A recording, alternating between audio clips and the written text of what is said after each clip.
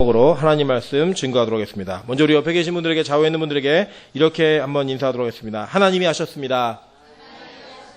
네, 하나님이 하셨습니다. 하나님께서 우리 교회 가운데 또 말씀 선포 가운데 계속 하나님이 하시는 일이 연속되었으면 좋겠습니다.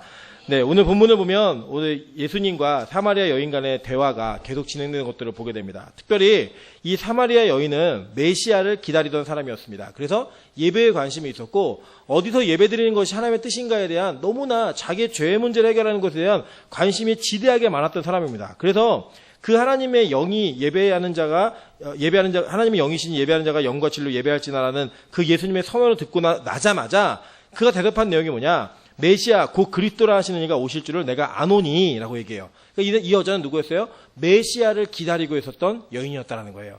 메시아를 기다리고 있던 이 여인에게 이 예수님께서 이렇게 말씀하십니다. 예수께서 이르시되 내가 말하는 내가 그라 하시니라. 그러니까 자기의 정체를 밝히시는 거예요. 여러분 사실요, 예수님이요 다니시면서 제자들에게 자기가 그리스도임을 이야기하실 때 사람들에게 얘기하지 말라고 계속 단도리를 치셨습니다. 근데 오늘 이 사마리아 여인에게 자기의 정체를 밝히시고 있는 거예요. 내가 바로 메시아다라고 얘기했습니다. 실제로 예수님께서 메시아다라는 확실한 증거는 구약 성경에 예언되어 있는 것들을 보면 너무나 정확하게 드러납니다. 먼저 1번 한번 보세요. 이사야 35장 4절부터 10절입니다. 겁내는 자에게 이르기를 너는 굳세게 하라. 두려워 말라. 보라 너희 하나님이 오사 보수하시며 보복하여 주실 것이라. 그가 오사 너희를 구하시리라 하라. 그때에 소경의 눈이 밝을 것이요 귀머거리의 귀가 열릴 것이며 그때 저는 자는 사슴같이 뛸 것이며 벙어리의 혀는 노래하리니 이는 광야에서 물이 솟겠고 사막에서 시내가 흐를 것임이라 라고 얘기합니다. 그러니까 예수님이 이 땅에 오셔가지고요 구약에 한 번도 나타나지 않은 기적이 있습니다. 여러분 구약에서도요 죽은 자가 살아났던 일들이 있죠. 그죠? 엘리야 엘리사가 죽은 사람을 살렸던 일들을 우리가 경험하고 있습니다. 그런데 오늘 성경에 보면 예수님께서 구약에서 한 번도 일어나지 않았던 기적 가운데 하나가 뭐냐면 맹인의 눈을 뜨게 하는 거였습니다. 맹인의 눈. 나면서부터 맹인된 자. 그래서 이 요한복음 9장에서도 9장 10장에 걸쳐서 나면서부터 맹인된 자가 눈을 뜨는 그 사건을 통해서 그 맹인이 예수를 그리스도라고 고백하는 내용이 나옵니다. 왜냐하면 구약을 믿고 있었던 사람들이 예수님을 기다리고 있었는데 그 메시아를 기다릴 때 그 메시아가 왔다는 확실한 증거가 있는 거예요. 여러분 예를 들면 우리 그 서양의 그런 이야기를 들어보면 아더왕, 그죠? 아더왕 칼 뽑는 거 맞나요? 예, 바위에 꽂혀진 칼을 뽑는 자가 그 왕이 될 것이다. 이런 예언이 있어가지고 그 칼을 뽑는 사람이 있잖아요. 그리고 뽑는 순간 저 사람 왕이야라고 하는 징표를 얻잖아요. 우리 청년들 좋아하는 어벤져스도 보면 그 몰리노라는 방망이를 짚는 사람은 순수한 마음이 있는 사람만 짚을 수 있잖아요. 그런 것처럼 그 어떠한 징표가 되어지는 사건이 무엇이었냐? 바로 이러한 기적들이 난다는 거예요. 소경의 눈이 밝을 거고 귀머거리의 귀가 열릴 거고 저는 자는 사슴같이 뛸 것이고 벙어리여는 노래하리니 이런 사건들이 계속적으로 이루어진다는 거예요. 예수님이 일을 하셨습니다. 그리고 자기 자신이 메시아임을 선언하고 있는 거예요.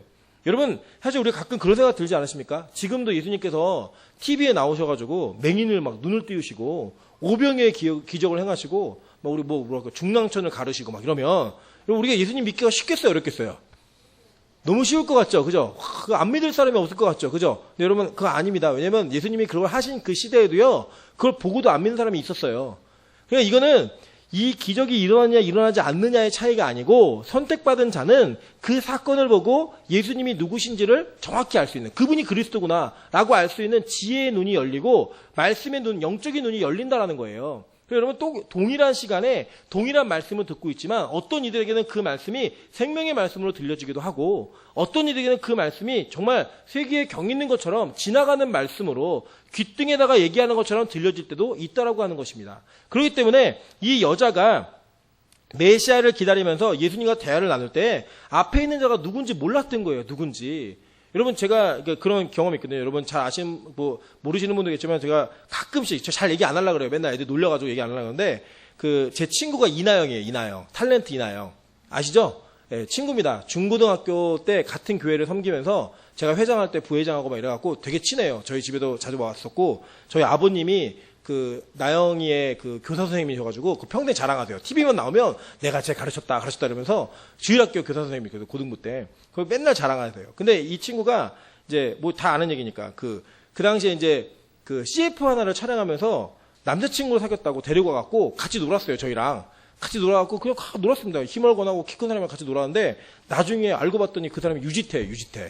예, 그때 몰랐어요. 예, 근데 잠뱅이라는 청바지 광고를 찍으면서 예, 그렇게 이제 뭐 제 설교는 유명하지 않으니까 뭐 나가도 상관없겠죠. 뭐 아는 사람도 많더라고요. 인터넷 뜨고 그러니까 놀았어요, 같이. 근데 그때 알았으면 좀 친하게 잘 지내놓을 걸. 뭐 이런 생각이 좀 들기도 하고요. 요새 이제 교회 안 나가고 제가 몇 번 잔소리했더니 저는 이게 물어봐요. 애들 모임할 때 야 임철 나와. 나온다 그러면 안 나와요. 예, 자꾸 예수 믿으라 그러고 교회 다니라 그러고 지옥 간다 그러고 막 이러니까 예, 그러니까 안 나옵니다. 잘 안 나오는데 요새 못 만나는데 그 남편이 이제 원빈이잖아요. 그 애기 사진도 보고 이제 가끔 이렇게 친구들이 소식을 전해줘요. 보면은 그런 생각이 들죠. 이렇게 유명해질 줄 알았으면 좀 잘할 걸.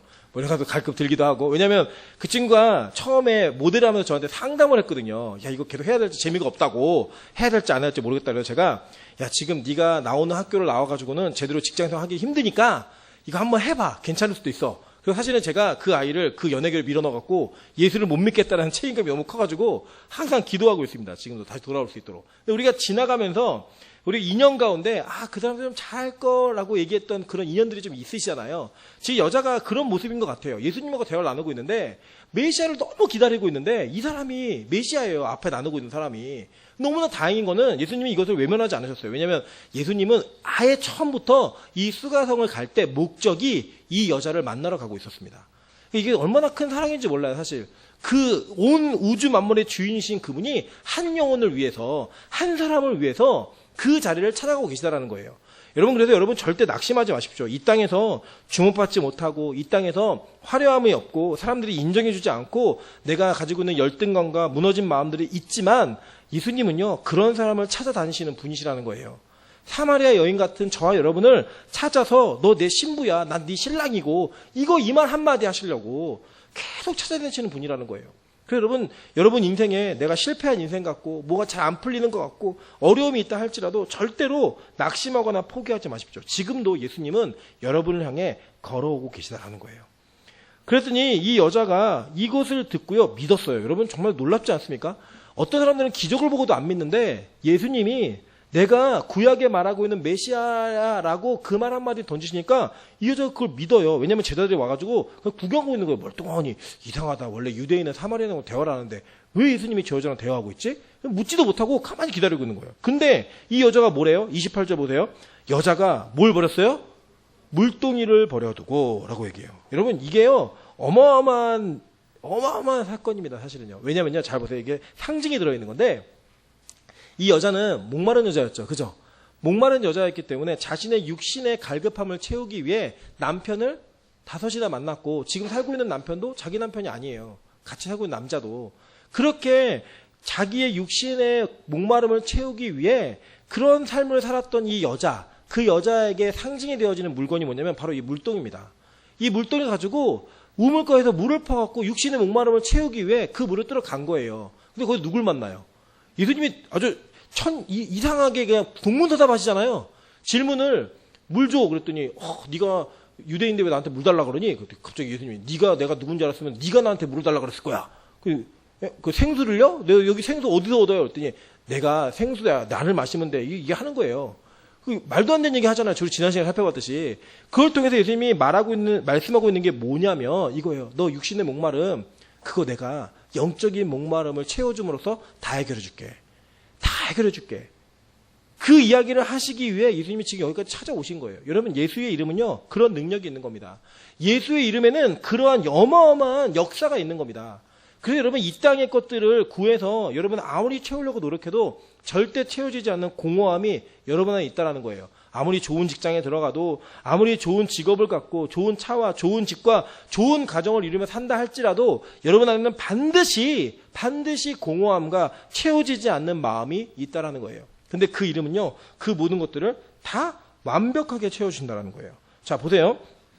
사도행전 4장 1절 보니까 사도들이 백성에게 말할 때 제사장들과 성전을 맡은 자와 사두개인들이 이르러 예수 안에 죽은 자의 부활이 있다고 백성을 가르치고 전함을 싫어하여 라고 얘기해요. 자 이렇게 보시면 내용이 간단하게 양립구도로 보시면 예수님을 죽였던 자들 그들은 뱀의 족속이죠. 그죠? 뱀의 자손이 누굴 문다 그랬어요?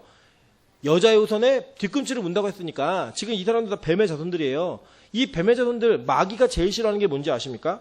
예수 안에 죽은 자의 부활이 있다고 백성에게 가르치는 것을 싫어해요. 여러분, 그래서 우리가 복음을 전할 때 자꾸 복음을 왜곡하는 일들이 벌어집니다. 어떤 왜곡이 벌어지냐면 이런 겁니다. 우리가 모범되게 살면 많은 사람들이 예수를 믿을 거다. 우리가 그래서 모범되게 사는 게 중요하다. 아니요. 성경 절대로 그렇게 얘기하지 않아요. 그리고 나중에 보면 베드로를 붙잡아다 놓고 뭐라 하면 예수 이름으로 가르치는 것을 금해요. 말하지 말라고. 예수 이름으로 말하지 말라고. 그러니까 여러분, 마귀가 제일 싫어하는 게 뭐냐면 예수 이름이에요. 예수 이름. 그거를 방해하는 게 마귀의 전략이라고 하는 겁니다. 전략. 그리고 여러분, 교회가요, 우리에게 모든 것을 제공해주고 모든 것을 이루어주는 과정일 수 있지만, 그 단계, 중간 단계일 수 있지만, 절대로 빠져서 안 되는 건 거지가 뭐냐? 바로 예수를 가르치고 전하는 내용입니다.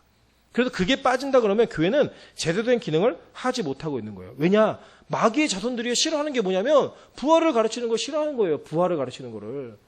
여러분, 근데 이게 참 웃기죠? 아까도 제가 낮 예배 때 신천지 얘기를 좀 했는데, 신천지의 진짜 계략은요, 교회 재산을 집어삼키는 게 저는 아니라고 생각합니다. 그거는 그냥 표면적으로 드러나는 몇 가지 케이스 중에 하나예요. 진짜 계략은 뭐냐면 이런 겁니다. 신천지가 얘기하는 게 뭐냐면, 영생을 이야기해요. 새하늘과 새 땅. 신천지가 새하늘과 새 땅이라는 뜻이에요. 신천지, 새하늘과 새 땅. 그리고 이만희가 죽지 않고 영원히 산다는 걸 가르쳐요. 영생을 가르칩니다. 그러다 보니까 이제 새하늘과 새 땅이라는 단어를 얘기하면 신천지로 오해받는 시대가 돼버렸어요. 그게 신천지예요. 그냥 영생을 얘기하면 신천지 아니야? 라고 오해받는 세대가 되었습니다. 여러분, 이게 얼마나 심각한 문제인지 말씀드릴게요. 원래 새하늘과 새 땅과 영생의 교리는 기독교의 핵심 교리입니다. 기독교의 종국의 교리예요. 여러분, 왜 예수 믿으세요? 이 땅에서 잘 먹고 잘 사시려고요? 그 정도면요, 굳이 교회 안 다니셔도 돼요. 불교를 믿는 사람도, 천주교를 믿는 사람도, 심지어 남미호랑 캐교를 믿는 사람도 그런 일도 벌어집니다. 그렇잖아요. 심지어 종교가 없어도요, 자기 재산 모으고 잘 사는 일 많이 비일비재하게 일어납니다. 근데 교회 다니면 오히려 손해가 많아요.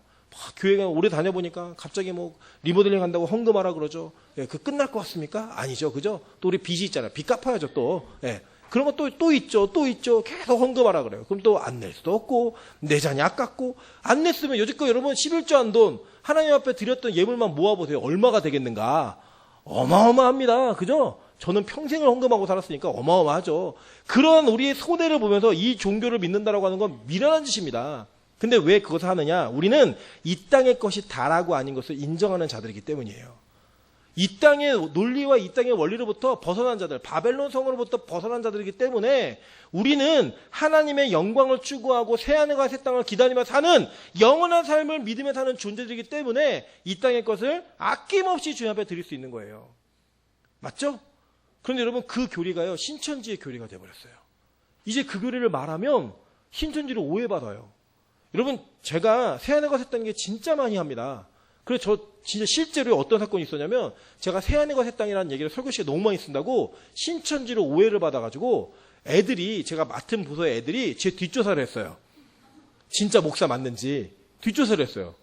공교롭게도 제가 그때 당시에 어느 학교에서 강의를 하고 있었어요. 교수로 강의를 하고 있어가지고 가을노회 때 목사 한 수를 받는 게 정상인데 땡겨가지고 봄노회 때 이게 목사 한 수를 주셨어요. 노회에서. 그러니까 가을노회 때 명단을 찾으니까 제 명단이 없는 거예요. 그래갖고 난리가 난 거예요. 야, 드디어 잡았다. 신천지를 잡았다. 우리가 이제 어마어마한 일들이 벌어지구나. 그래갖고 이제 걔네 막 이렇게 하고 있는데, 그 교회 담임 목사님이 누구냐면 제 논문 지도 교수님 동생분이셨어요. 그러니까 저는, 제 신분은 확실하게 보장된 사람이에요, 사실은. 그 교회에서는. 근데 얘네가 이걸 문서화 시켜갖고 당에 올리고 그래갖고 하여간 일이 크게 벌어졌던 적이 있습니다. 그래서 안타까웠던 게 뭐냐면, 그런 일을 한 거보다 교회를 다닌다는 아이들이, 어렸을 때부터 교회에서 자란 아이들이요, 새하늘과 새 땅 얘기를 들어놓고 신천지라고 말하고 있는 거. 저는 그때 충격받았습니다. 이게 마귀의 계략이구나. 마귀의 전략이구나. 여러분, 우리 전도하실 때요, 우리 교회가 얼마나 좋은지 전도하지 마세요. 우리 교회에 얼마나 좋은 사람도 있고 괜찮은 사람도 있는지 그거 전도하지 마세요. 그건 교회를 얘기하는 거지 전도가 아닙니다. 교회 홍보예요. 진짜 전도는 뭐냐면 예수를 가르치고요, 그 예수로 인해 우리가 영원한 부활과 새하늘과 새 땅을 기다리며 사는 존재다라고 가르치고 말하는 거, 그게 우리가 해야 될 일인 것입니다. 앞으로 우리 교회가 정비가 좀 되고 조직이 정비가 되면 전도할 거예요. 근데 그 전도할 때 전도하는 내용과 가르침에 대한 내용들을요, 다시 한번 점검하고 결의할 겁니다. 어떤 결단을 할 거냐면, 복음에는 전하지 않는다.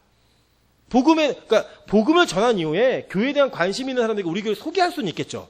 그러나 교회를 소개하는 것으로 복음의 전도를 대체하는 것, 이거는 있을 수 없는 일이라는 거예요. 여러분, 빛과 소금 교회에 하나님만 살아계십니까?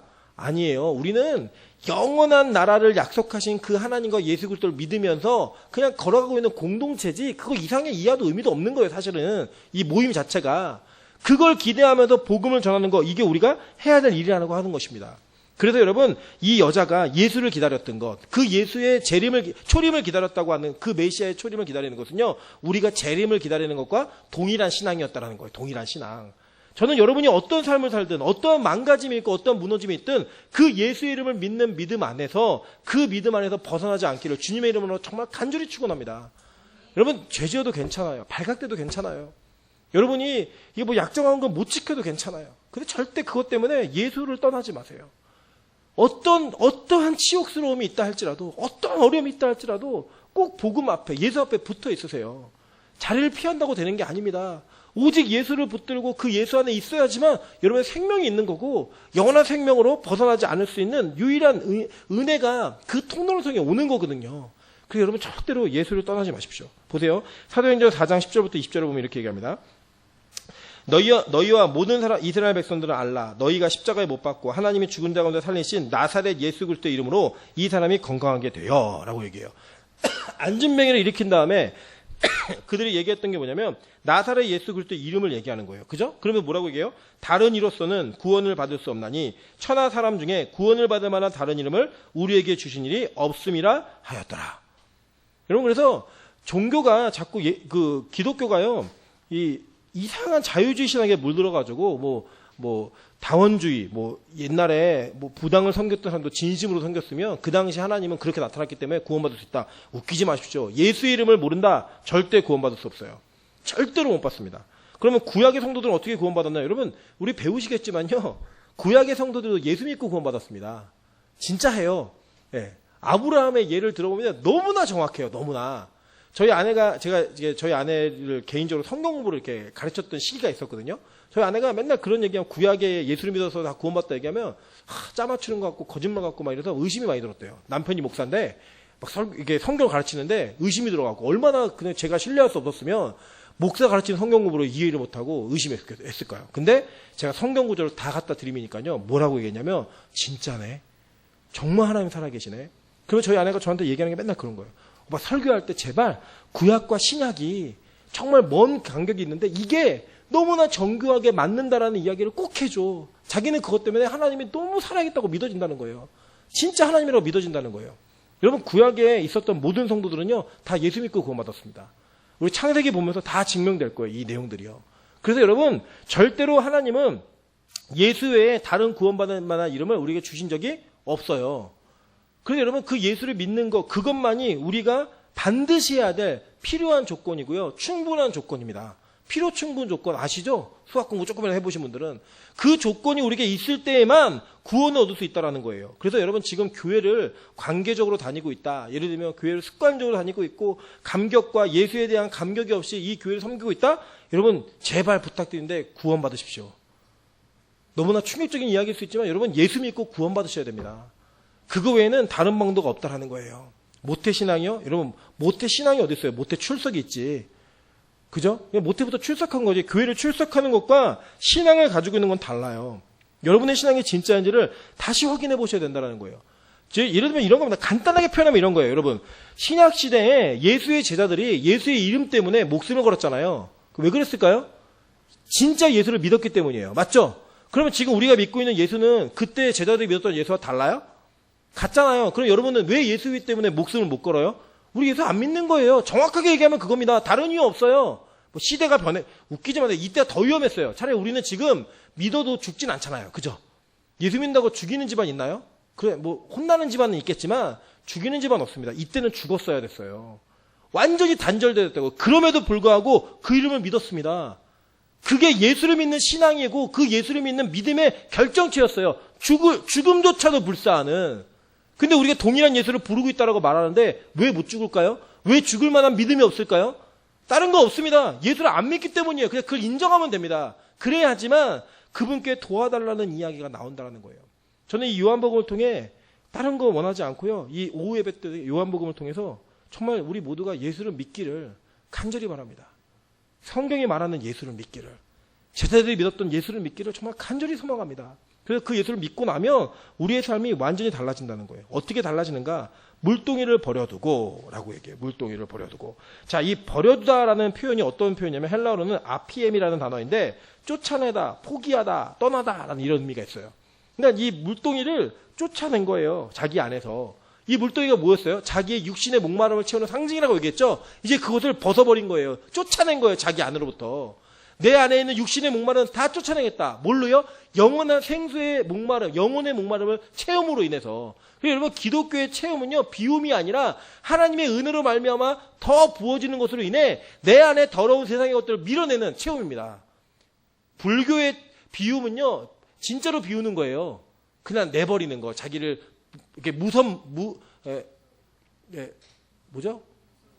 무소유, 단어 저 잊어버렸네요. 그러니까 무소유. 그러니까 자기 안의 것들을 다 비워냄으로써 아무것도 없는 그런 모습이 자기의 체험이라고 얘기해요. 성경은 아니에요. 그리스도인들은요, 예수의 것으로 말미암아 세상의 것들을 밀어내는 것이 체험입니다. 그것이 비움이에요. 그래서 여러분, 예수로 인해 비워지는 은혜, 예수로 인해 채워지는 은혜가 동시에 일어나야 된다는 겁니다.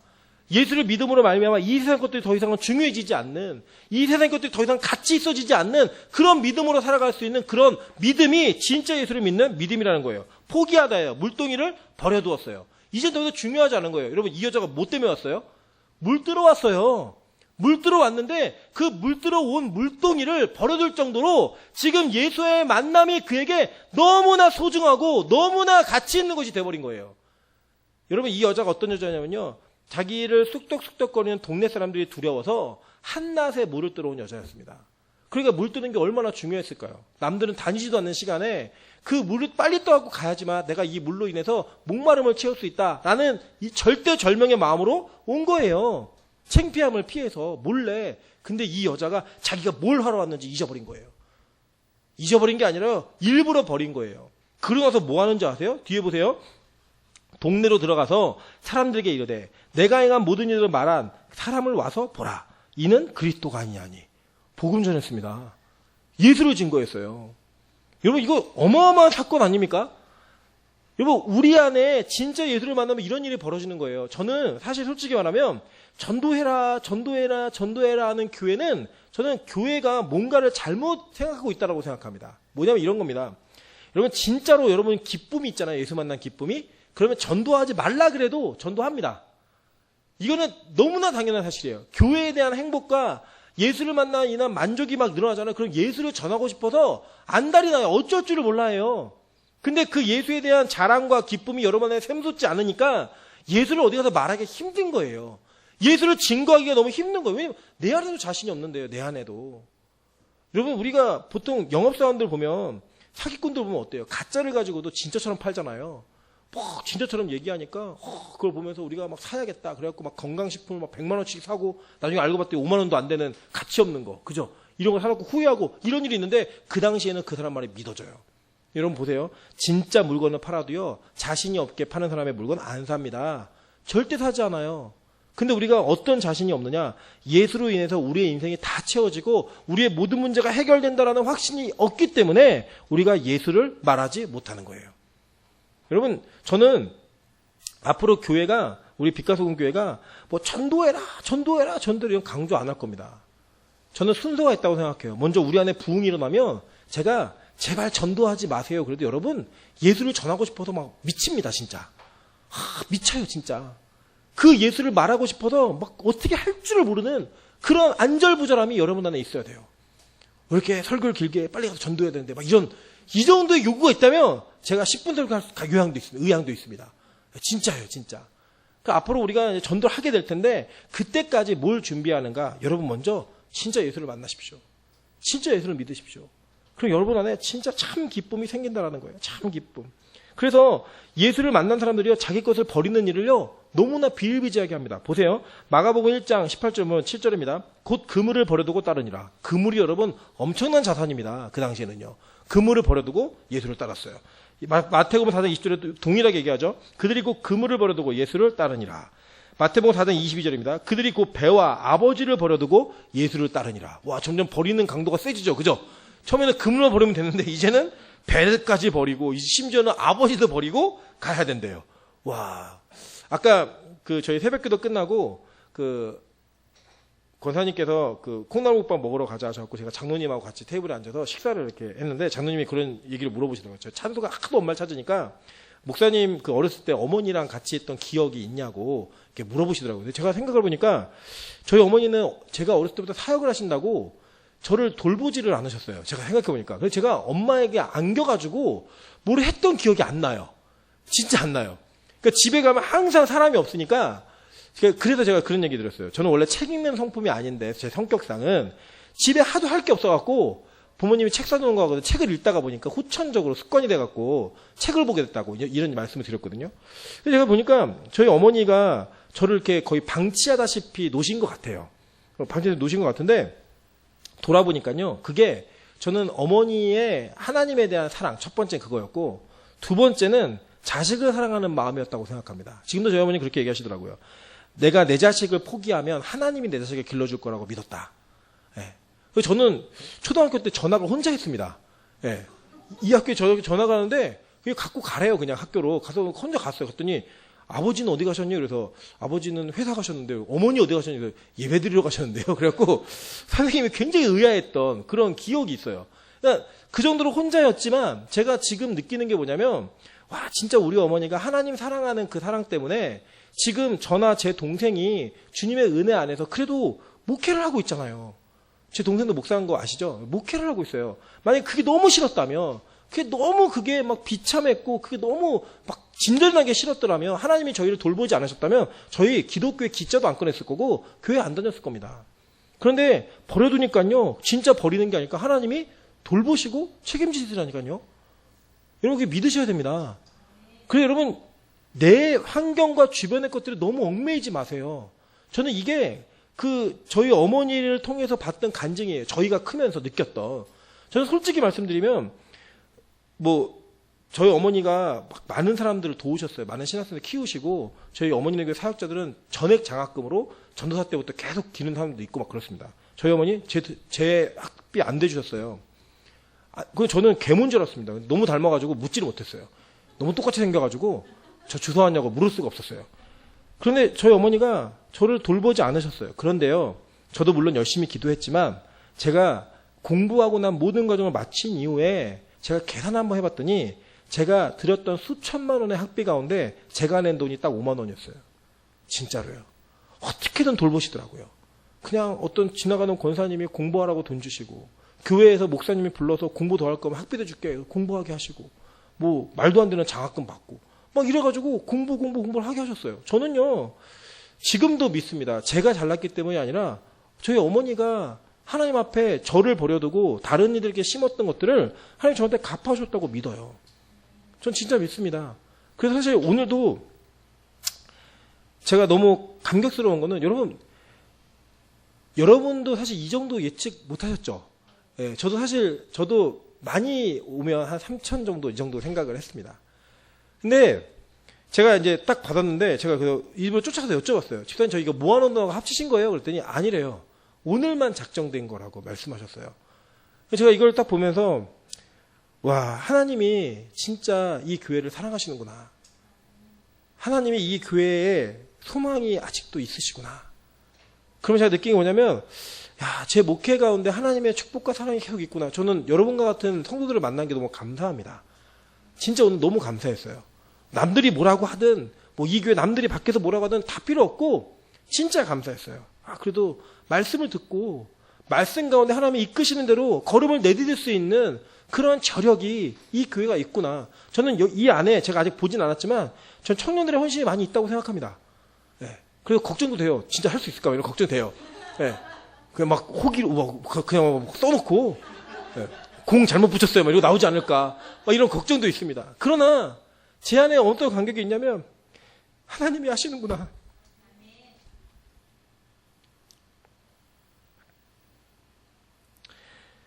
여자가 물동이를 버렸던 것처럼 이제는 우리가 자신을 꾸미고 자신을 갖추고 자신의 것들을 채워가는 것에 노력하는 것이 아니라 하나님의 것을 하나님의 것을 인정할 줄 알고 드림이 시작되었구나. 저는 이게 시작이라고 생각합니다.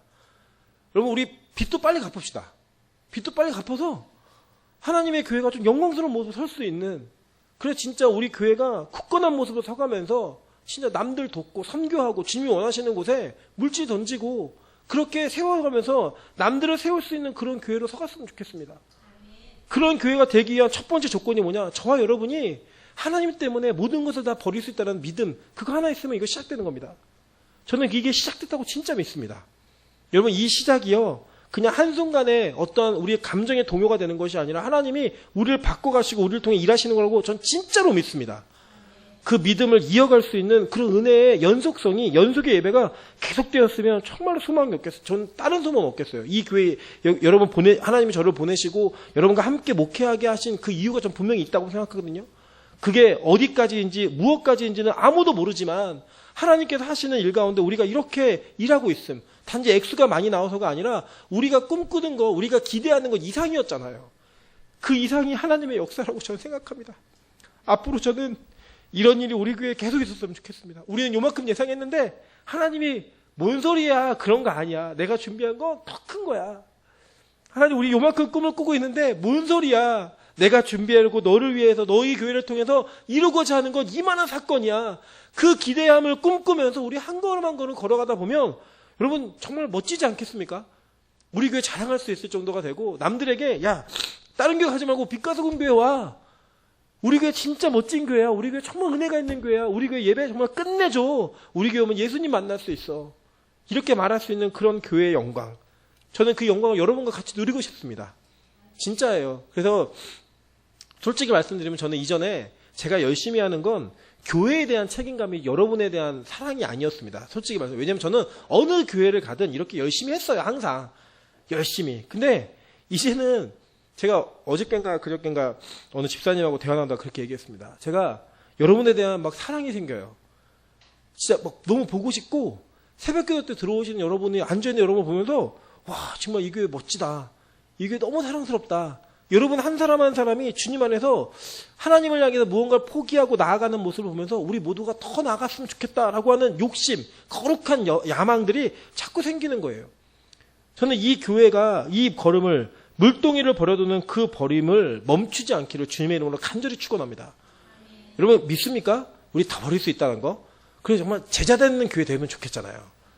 그래서 이 교회를 자랑할 때 이제 다른 교회 간증 얘기하지 말고 우리 교회 간증. 이제 간증 하나 생겼잖아요. 그죠? 간증 하나 생겼습니다. 우리 1억을 모았어요. 1억을.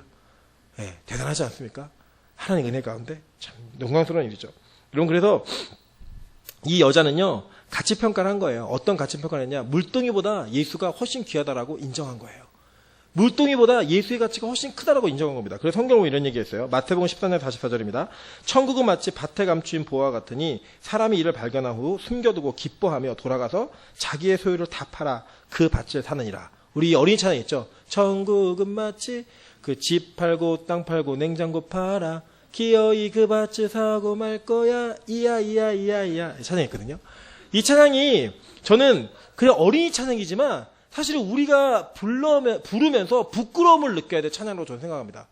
전 진짜 이 어린이 찬양의 복음성을 우리가 안다면 그 복음성을 그냥 유치하네 이게 아니고요. 진짜로요. 여러분 진짜 그 밭이 귀한 줄 알면 집 팔고 땅 팔고 냉장고 팔아서 가는 거예요. 여러분 이게 뭐냐면 그 당시에 유대법에는 어떤 땅에 보화가 감춰있는 것을 알고도 이 사람이 그 땅을 사잖아요. 그럼 이 땅의 그 보화는 다 그 사람의 소유가 됐습니다.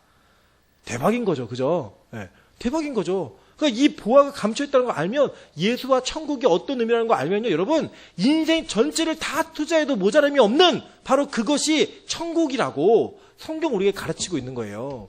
그래서 여러분 묻겠습니다. 여러분 진짜 천국을 위해서 여러분 인생 다 팔아서 여러분 인생 다 투자해서 드릴 마음이 있으십니까? 아멘 하신 분들은 전 재산을 다 내놓으셔야 돼요. 우리요 그런 믿음 사실 없습니다. 사실 솔직히 눈앞에 이 땅의 것과 천국이 놓여진다고 하면 다가오지 않는, 피부로 느껴지지 않는 현실의 천국이 느껴지지 않을 때 우리는 느껴지는 현실을 택할 때가 너무나 많아요. 그게 우리의 모습입니다. 근데 진짜 천국의 가치를 알잖아요. 그러면 모든 것을 다 팔아서라도 그것을 사게 되어 있습니다. 저는 우리 교회가 지금은 아니지만 그런 교회가 될 거라고 진짜 믿습니다. 정말 믿어요. 자, 보세요. 마태복음 13장에 또 가르치죠. 예수님의 비유 가운데 또 천국은 마치 좋은 진주를 구하는 장사와 같으니 극히 값진 진주 하나를 발견하며 가서 자기 소유를 다 팔아 그 진주를 사느니라. 와, 계속 부담스럽죠. 그죠? 다 팔으래요. 다 팔고 다 팔고 다 팔고 다 팔아갖고 천국을 사래요. 천국을. 그만한 가치가 있다라는 거예요. 그만한 가치가. 여러분 한번 생각해 보세요. 우리가 10년 전에 비트코인의 가치를 알았다면 전 재산 투자 안 했을까요? 그때 막 50원, 20원 막 이렇게 할 때 비트코인 하나에 그 가치일 때 우리가 그 가치를 진짜 예측하고 조금이라도 알았더라면 여러분 전 재산 다 투자해서 그거 안 샀을까요? 만약에 지금 그 시기로 타임머신 타고 돌아가면 여러분 뭐 하시겠어요? 내가 거지로 사는 한이 있더라도, 그죠? 10년 동안 거지가 되는 한이 있더라도 모든 것을 다 팔아서 버는 족조 다 그거 사지 않겠어요? 그죠? 그렇게 할 겁니다. 우리가 분명히. 이 세상의 가치의 투자로 그 투자의 가치만 알면 그렇게 할 수 있잖아요. 근데 천국은요, 그 비트코인하고는 비교할 수 없는 어마어마한 가치가 있는 그 가치가 있는 존재입니다. 그 곳이에요. 그럴 때 우리가 더 많은 것을 투자해야 돼요. 아낌이 없이 드릴 수 있는, 아낌이 없이 주님 앞에 나아갈 수 있는 모습이 있어야 된다는 거예요. 여러분 저는 물질만 얘기하는 거 아니에요. 우리의 인생, 우리의 시간, 뭐 명예, 권력, 힘 모든 거 다요. 주님이 원하신다면 언제든지 다 드리겠습니다. 라는 고백이 막 여기저기서 나왔으면 좋겠어요. 진짜로. 그 고백은요. 여러분 주님을 알기 때문에 천국이 어떤지를 알기 때문에 할 수 있는 고백이라고 하는 것입니다. 그래서 이 대화를 하고 있어요. 근데 이제 제자들이 먹을 거 갖고 왔잖아요. 예수님, 이게 먹을 거 좀 드세요. 그랬더니, 야, 나는 니들이 알지 못하는 양식이 있어. 그랬더니, 야, 누가 우리 몰래 예수님 갖다 준 거 있냐? 뭐 지들끼리 막 얘기하는 거예요. 제자들끼리. 그러니까 아직도 제자들은 영적인 눈이 뜨이지 않으니까 이 땅의 것들이 양식이 된다고 믿는 거예요. 근데 예수님 뭐라고 얘기하시냐면, 34절 보세요. 예수께서 이르시되, 나의 양식은 나를 보내신 이의 뜻을 행하며 그의 일을 온전히 이루는 것이다 라고 얘기해요. 자, 그리스도인의 생존 방식이 뭐냐면요, 나의 양식, 영원하게 목마르지 않고 영원히 배고프지 않는, 줄이지 않는 양식을 먹는 거예요. 그 양식이 뭐냐면 나를 보내신 이의 뜻을 행하며 라고 얘기해요. 하나님이 보내신 이의 뜻을 행하는 게 뭐냐면, 자 13번 한번 보세요. 요한복음 6장 38절부터 40절입니다. 내가 하늘로서 내려온 것은 내 뜻을 행하려 함이 아니요 나를 보내신 이의 뜻을 행하려 함이라. 나를 보내신 이의 뜻은 내게 주신 자 중에 내가 하나도 잃어버리지 아니하고 마지막 날에 다시 살리는 이것이니라. 내 아버지의 뜻은 아들을 보고 믿는 자마다 영생을 얻는 이것이니 마지막 날에 내가 이를 다시 살리리라 하시니라 라고 얘기해요. 자, 지금 이게 요한복음이에요. 그래서 지금 우리 읽은 것도 요한복음이죠. 그러니까 요한복음에 나타나는 연속선상에서 하나님의 뜻이 무엇인가 봤더니 하나님이 정하신 자들, 하나님의 자녀들을 구원하시는 것, 그게 하나님의 뜻을 이루는 거예요. 그리고 이게 뭐였어요? 예수님에게는 십자가를 지시는 거예요. 십자가를 지시는 것, 그리고 그 뜻을, 하나님의 십자가의 그 사명을 성취함으로써 하나님의 뜻을 이루어내는 게 뭐예요? 구원받을 만한 자, 영생을 얻는 자들, 예수를 보고 믿는 자들마다 영생을 얻게 하는 그 일들을 이루어내는 거, 그거 하는 거예요. 그거. 그러면서 예수님이 이렇게 말씀하셨어요. 마태복음 7장에 뭐라고 얘기하냐면, 나더러 주여 주여 하는 자마다 천국에 다 들어갈 것이 아니요 다만 하늘에 계신 내 아버지의 뜻대로 행하는 자라야 들어가리라. 이것도 연계해서 생각해보면 이런 거예요. 자기 십자가 지는 사람인 거예요. 다른 거 아니고 자기 사명 감당하고 자기 이 땅에 왜 보내졌는지, 내가 이 땅에서 왜 존재하는지, 왜 살아가고 숨쉬어야 하는지 그걸 알고 있는 자, 그 예수 때문에 그것을 할 수 있는 자, 그 자가 천국에 갈 수 있다는 거예요. 이 행함은요, 우리가 흔히 얘기하듯이 선행 이런 거 아니에요.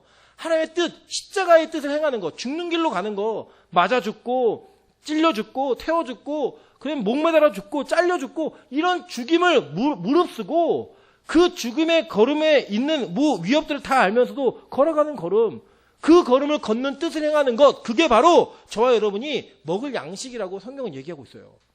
와, 이게 고난의 양식이죠. 그죠? 그래서 여러분 예수 믿는 거는요, 알면 할수록 믿는 게 힘들어집니다.